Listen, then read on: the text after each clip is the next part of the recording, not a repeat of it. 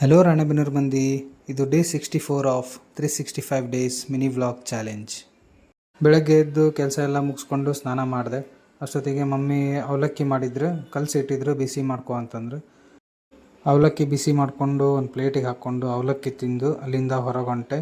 ಮಾರ್ಕೆಟ್ನಾಗ ಒಂದು ಸ್ವಲ್ಪ ಕೆಲಸ ಇತ್ತು, ಅದನ್ನು ಮುಗಿಸ್ಕೊಂಡೆ. ಆಮೇಲೆ ರೋಹಿತ್ ಅಣ್ಣ ಒಂದು ಸ್ವಲ್ಪ ಶ್ರೀರಾಮ್ ಫೈನಾನ್ಸಿಗೆ ಹೋಗಿ ಬರಂಬ ಅಂತಂದ.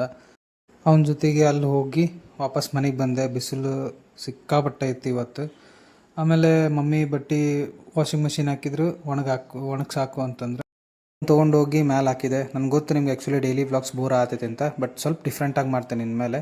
ಬಟ್ಟೆ ಒಣ ಹಾಕಿ ಕೆಳಗೆ ಬಂದೆ. ಅಷ್ಟೊತ್ತಿಗೆ ಹೋಳ್ಗೆ ಮಾಡಿದ್ರು, ದೇವರಿಗೆ ನೈವೇದ್ಯ ಮಾಡಿ ಪೂಜೆ ಮುಗಿಸ್ಕೊಂಡು ಆಮೇಲೆ ಊಟ ಮಾಡಿದೆ ಮನ್ಯಾಗ. ಬಿಸಿ ಬಿಸಿ ಹೋಳ್ಗೆ, ಭಾಳ ದಿವಸ ಆಗಿತ್ತು ಮನೆ ಊಟ ಮಾಡಿ.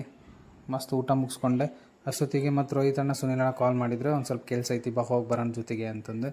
ಆಮೇಲೆ ಅವ್ರ ಜೊತೆಗೆ ಹೋಗಿ ಕೆಲಸ ಮುಗಿಸ್ಕೊಂಡು ವಾಪಸ್ ಮನೆಗೆ ಬಂದು ರೆಸ್ಟ್ ಮಾಡಿ ಮತ್ತು ಸಾಯಂಕಾಲ ಹೊರಗೆ ಹೋದೆ. ಫ್ರೆಂಡ್ಸ್ ಮೀಟಾಗಿ ಸ್ವಲ್ಪ ಹೊತ್ತು ಹರಟಿ ಹೊಡೆದ್ವಿ ಎಲ್ಲರೂ. ಆಮೇಲೆ ಮತ್ತು ಒಂದು ಬಂಗಾರದ ಅಂಗಡಿಗೆ ಹೋಗಿದ್ವಿ ನಾನು ರೋಹಿತಣ್ಣ. ಅಲ್ಲಿ ಇದು ನಾಯಿ ಇತ್ತು, ರೂಬಿ ಅಂತಿದ್ರು ಹೆಸರು. ಫುಲ್ ಫ್ರೆಂಡ್ಲಿ ಇತ್ತು ನಾಯಿ.